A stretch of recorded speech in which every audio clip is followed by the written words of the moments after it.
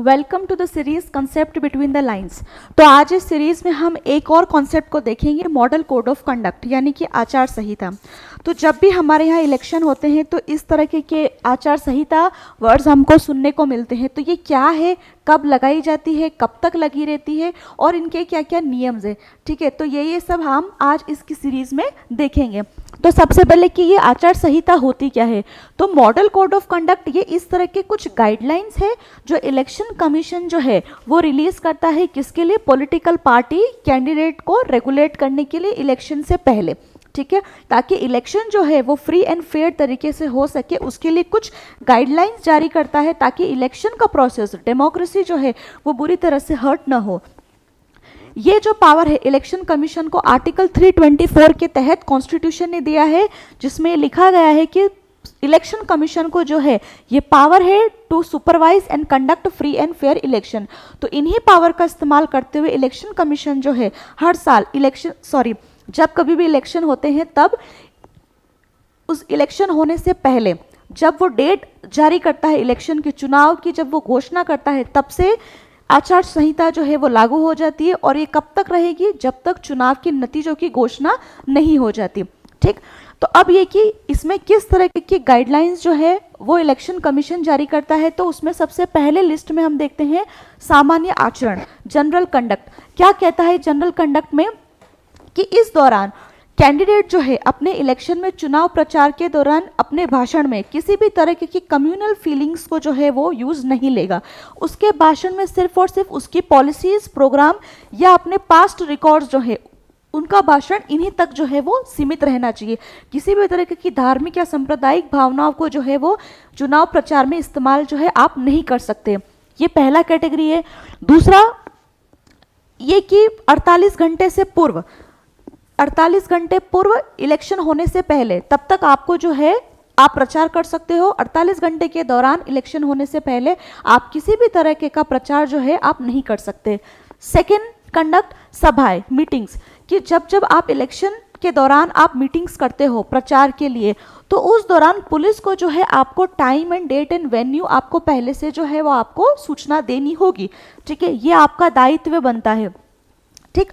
तीसरा कंडक्ट, जुलूस, प्रोसेशन, ठीक है, कि अगर आप प्रचार के दौरान आप जुलूस निकाल रहे हो तो आपका जुलूस किस रास्ते से होकर जाएगा, उसका टाइमिंग क्या होगा, डेट क्या होगा, ये सब कुछ आपको पहले से जो है वो आपको इन्फॉर्म करनी होगी। और उस दौरान अगर किसी अन्य दल का जुलूस उसी रास्ते से होकर जा रहा है तो आप वहाँ पर जो है अन्य दल की भावनाओं का भी सम्मान करेंगे। ऐसा नहीं कि आप वहाँ पे राजनीतिक विचार जो है उस वजह से आप आपस में टकराएंगे, नहीं। आपको अगर हक है तो अन्य पार्टी को भी हक है प्रचार के लिए। ये हो गया आपका तीसरा कंडक्ट। फोर्थ कंडक्ट की मतदान दिवस, वोटिंग डे, उस दिन आपको क्या क्या ध्यान में रखना है।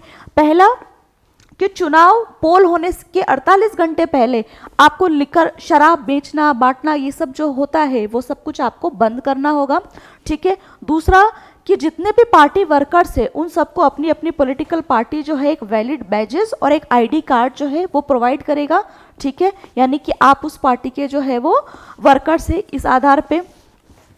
नेक्स्ट जो है फिफ्थ कंडक्ट ये है कि फिफ्थ कंडक्ट से पहले एक और कॉन्सेप्ट छूट गया कि पॉलिटिकल पार्टी के जो वर्कर्स है उनको जो है मतदानों की जो है वोटर्स की जो है वो लिस्ट प्रोवाइड की जाती है और फिर वो जो वर्कर्स है वोटर्स को जो है एक स्लिप पर्चा देते हैं।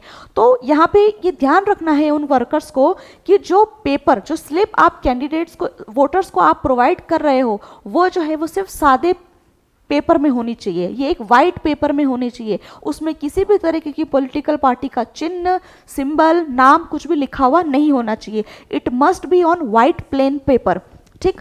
नेक्स्ट कंडक्ट, मतदान बूथ, ठीक है, पोलिंग बूथ, वहां पे किस तरह की सावधानियां रखनी है उस दौरान, वोट होने के दौरान, कि वहां पे सिर्फ और सिर्फ वैलिड ऐसे ही लोगों को एंट्री दी जाए जिनके पास में वैलिड वोटर आईडी बना हुआ है, अन्यथा किसी को भी जो है वो पोलिंग बूथ में जो है वो प्रवेश वोटिंग डे के दौरान न किया जाए, ठीक। नेक्स्ट कंडक्ट की ऑब्जर्वर, प्रेक्षक, यानी कि इलेक्शन कमीशन जो है वो किसी को भी अपॉइंट कर सकता है ऑब्जर्वर, ठीक है।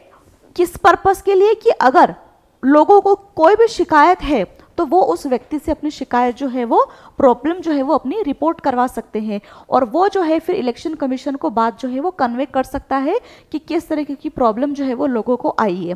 ठीक, नेक्स्ट पॉइंट पॉलिटिकल पार्टीज के लिए, कि इलेक्शन कमीशन ने आचार संहिता में पॉलिटिकल पार्टीज के ऊपर भी कुछ हद तक रेस्ट्रिक्शन लगाए हैं। फॉर एग्जांपल फर्स्ट, कि कुछ रेस्ट्रिक्शन में पहला है कि मिनिस्टर्स, यानी कि जो सत्ताधारी दल है उनके जो मिनिस्टर है वो अपनी ऑफिशियल विजिट को इलेक्शन सभाओं के दौरान मर्ज नहीं करेंगे। ऐसा नहीं होना चाहिए कि आप किसी ऑफिशियल विजिट पे जा रहे हैं और अगर आपकी पार्टी का कोई प्रचार चल रहा है तो आप इन दोनों बातों को मर्ज कर देंगे, नहीं, आपको इन दोनों ही बातों को जो है सेपरेट रखना है और इसका ध्यान रखना उस पार्टी की जो है वो जिम्मेदारी है, पहला।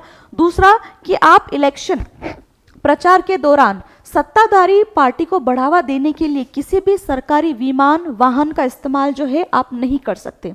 ठीक है, तो ये इतने तरह के पॉइंट्स है मॉडल कोड ऑफ कंडक्ट जिसके जरिए इलेक्शन कमीशन जो है वो पॉलिटिकल पार्टी पर, लोगों पर और इवन इलेक्शन के स्पिरिट को मेंटेन करने के लिए रिलीज करता है जब जब भी इलेक्शन आपके कंडक्ट किए जाते हैं। Thank you.